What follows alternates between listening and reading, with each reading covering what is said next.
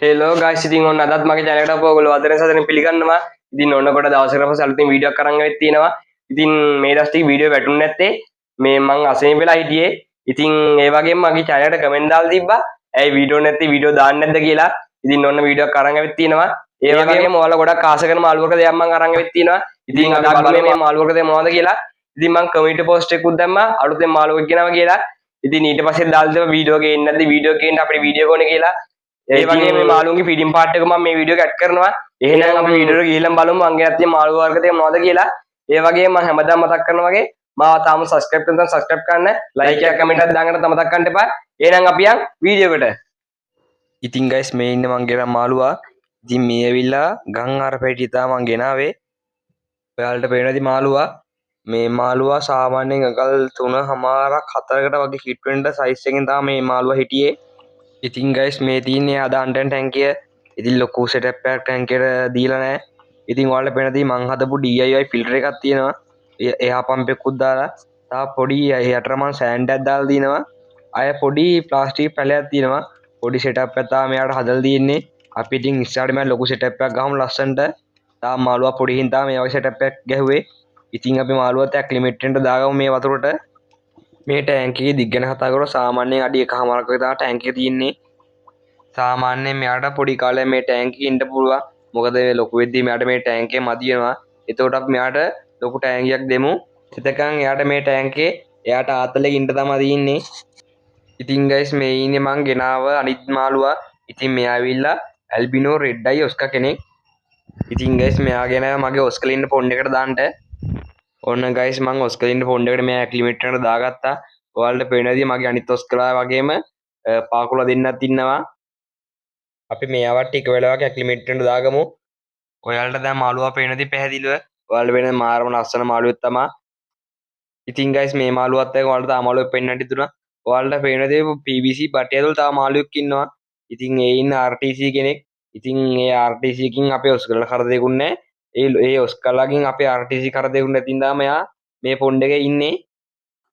ඉතින් ගයිස් අපේ ඔස්කා ඇක්ලිමේට්ලා ඉවරයි. ඉතින් මම මාළුවා බකට් එකකට දාගත්තා. මාළුවා විතරක් අල්ලලා පොන්ඩ් එකට දාන්න.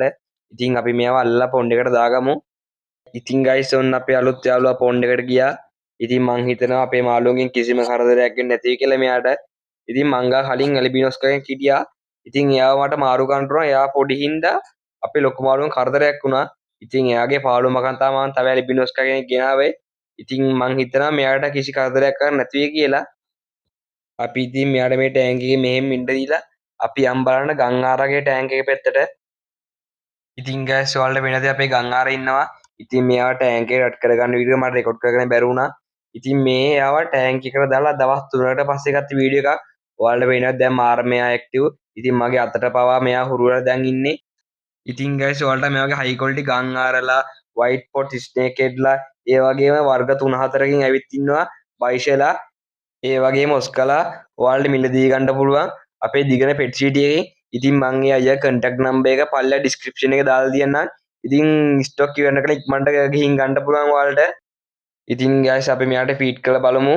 ඉතින් අද මෙයාට පළවෙනි වතාවට ෆීඩ් කරන්න සාලයෝ පොඩිට කපලා තමයි තියෙන්නේ. ඉතින් ඔයාලට පේන්න ඇති මෙයා කෑම දෙන බව දැනගෙන ඉස්සරහට වෙලා දඟලලා ඉන්නවා. මම සාලයෝ කෑල්ලක් මේ වගේ කූරක ගහගත්තා. ඔයාලට පේන්න ඇති මෙයා දඟලලා දැකලිල්ල මාරම ඇග්‍රසිව් මාළුවෙක් තමයි. ඉතින් ඔයාලට පේන්න දඟලලා දැකලින්ෙන් මාළුවා ක්වොලිටි කොහොමද කියලා. ඉතින් මෙයාට අපි මේ සාලයෝ කෑල්ල දීලා බලමු. ඔයාලට පේන්නේ නැති උඩ පැනලා සාලයෝ කෑල්ල ගත්තා.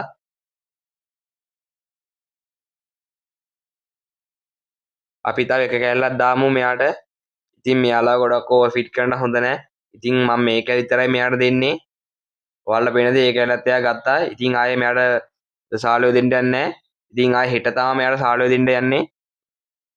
ඉතින් ඔය විදිහට තමයි අපේ ගංආර සතුටින් ඉන්නේ මේ ටැංක් එකේ. ඉතින් අපි ඉස්සරහට මෙයාට ලොකු ටැංකියක් සෙටප් කරමු.